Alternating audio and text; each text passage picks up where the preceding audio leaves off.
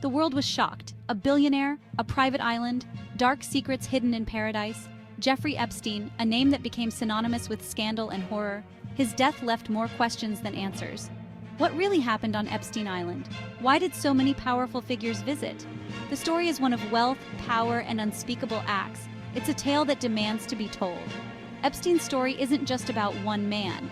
It's about a system that allowed him to thrive, a system that turned a blind eye. From New York to the Virgin Islands, his influence was vast, but so were the allegations of exploitation, abuse, and manipulation. This is the beginning of uncovering the dark secrets of Epstein Island.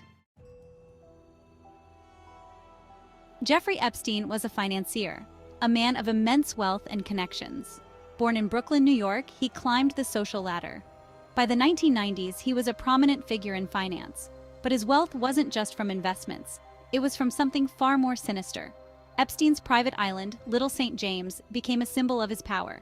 The island, located in the Virgin Islands, was luxurious. Palatial homes, pristine beaches, and extravagant amenities. To many, it was paradise. But to some, it was a prison.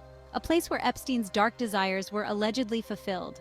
The island's beauty was a stark contrast to the darkness within. Jeffrey Epstein wasn't just a financier. He was a socialite. His connections were far-reaching. Politicians, celebrities, royalty. Many visited his island. The guest list was a who's who of the elite. From Bill Clinton to Prince Andrew, the names were staggering. These connections raised eyebrows. Why were so many powerful people visiting? Epstein's charm and wealth opened doors. His homes in New York, Palm Beach, and Paris were frequented by the rich and famous. But Little St. James was different. It was remote, isolated.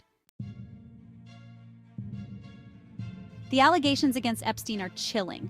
Exploitation, manipulation, abuse, young girls lured with promises of money, education, a better life.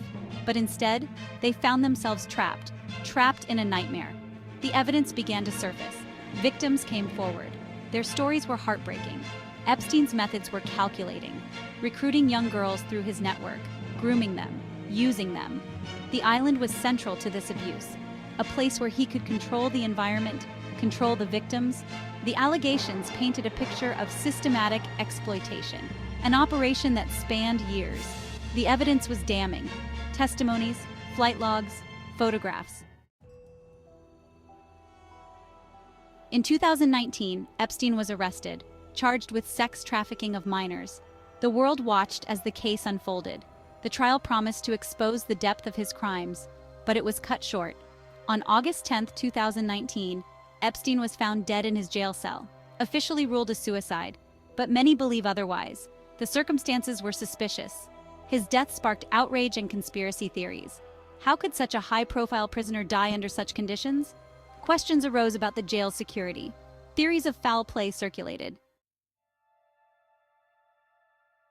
The public was outraged. The magnitude of Epstein's crimes was unfathomable. The stories from survivors were gut-wrenching. They spoke of betrayal, of broken trust. The world listened, and it was horrified. The survivors' bravery in coming forward was commendable. Their stories shed light on the island's dark secrets. The media played a crucial role. Investigative journalists uncovered new details. Documentaries and reports brought the story to a wider audience. The public's reaction was overwhelming. Protests, social media campaigns, demands for accountability. The outrage was palpable. People wanted justice. They wanted answers. The survivors' stories were central to this. They were the heart of the fight for justice. The quest for justice continues. Investigations are ongoing. Authorities are delving into Epstein's network, his associates, his enablers. The aim is to uncover the full extent of the crimes, to hold everyone involved accountable. The process is slow, but there is progress. Each new piece of evidence brings hope. Ghislaine Maxwell, Epstein's close associate, was also arrested, charged with aiding Epstein in his crimes. Her trial is a significant development. It promises to unveil more details, more connections. The public is watching closely. The quest for justice is far from over. The story of Epstein Island is a dark one, but it's also a story of resilience, of courage. The survivors' voices have brought the truth to light. But the fight isn't over. There is still much to uncover, much to hold accountable. The public's role is crucial. Continuous scrutiny is needed. The quest for justice must never wane. We must demand transparency, accountability. The powerful should not be above the law. The story of Epstein Island is a stark reminder of this. It's a call to action, to ensure that such horrors are never repeated, to protect the vulnerable, to seek justice for the survivors. Their courage should inspire us all. The quest for truth and justice is ongoing.